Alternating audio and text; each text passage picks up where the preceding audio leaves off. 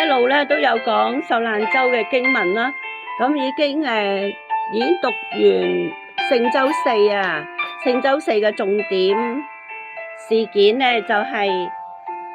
主耶穌設立主餐啦，咁已經華語同埋廣東話已經讀完林前11章23至29節啦，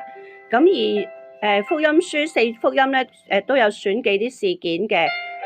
例如籌備同埋享用逾越節嘅筵席啦，咁嗰日咧星期四已經係逾越節嘅第一日嚟噶啦，咁啊跟住門徒爭大喎，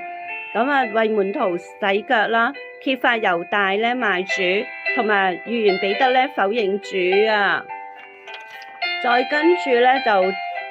設立咗一個我哋好重要嘅主餐，係新約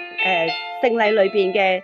兩個聖禮之一啊，咁就係最後訓言同埋分離禱告啦。咁呢個喺約翰福音有14章到17章有記載嘅。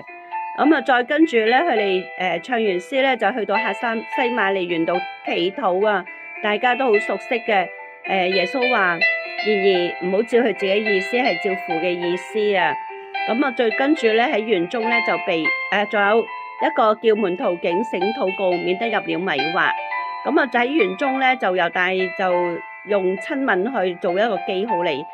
被捕啦。咁跟住咧深夜咧就連串嘅審問啊，同埋咧彼得咧係雞叫以先咧係前後後3次不認主啊。咁啊，再跟住去被捕嘅時候咧，門徒就四散啊。好啦，我哋咧會